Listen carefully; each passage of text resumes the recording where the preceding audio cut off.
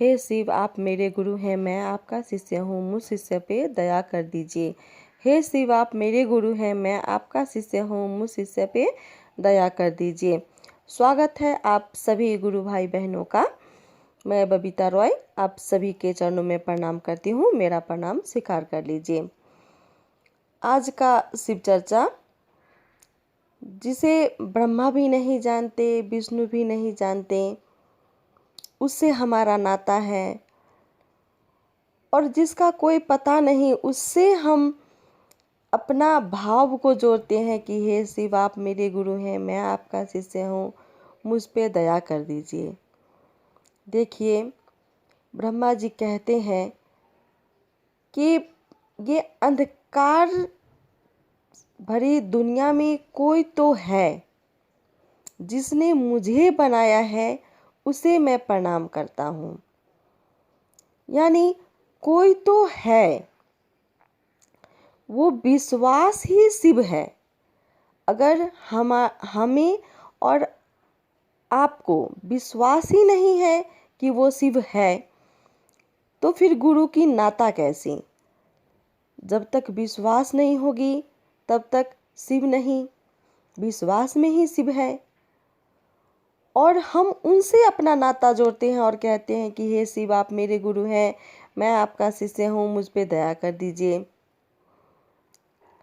देखिए, आज की चर्चा में छोटी सी समझने और समझाने की कोशिश। एक गुरु और शिष्य जा रहे थे। गुरु जी की पैर जो है वो अचानक से एक कांटे पे पड़ जाती है और उनका पैर में चुभ जाता है कांटा और लहूलुहान हो जाते हैं। शिष्य जो है वो कांटे को निकाल के फेंक देता है और ज़्यादा खून निकलते हुए देख करके शिष्य जल्दी जल्दी उस पर कपड़ा बांधने लगता है। गुरु जी जो हैं वो भगवान से धन्यवाद कहते हैं कि हे भगवान, होना तो बहुत कुछ था, लेकिन आपने छोटे में ही निपटा दिया।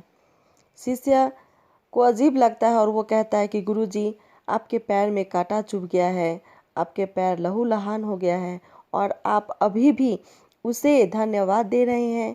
बोला, हाँ बेटा, क्योंकि ये जो बड़ा होने वाला था उसको महादेव ने छोटे में निकाल दिया है। हो सकता था कोई पेड़ मेरे ऊपर गिर जाता, हो सकता था पहाड़ गिर जाता, हो सकता था कोई मुझे तीर मार देता, लेकिन एक छोटा कांटा ही चुभा है, तो जो बड़ा था उसे महादेव ने छोटे में निकाल दिया है। तो ये सत्य है, क्योंकि जीवन है तो उतार चढ़ाव तो रहेगी रहेगी, और उतार चढ़ाव में हमारा और आपका, हमारा जो शिव से रिश्ता है, उसमें कोई खिलवाड़ नहीं होनी चाहिए, उस पर उतनी ही विश्वास होनी चाहिए। दुख मिले तो भी धन्यवाद हे गुरु, आपने मेरे लायक दिया। सुख भी मिले तो भी धन्यवाद हे गुरु, आपने मुझ पे उपकार किया।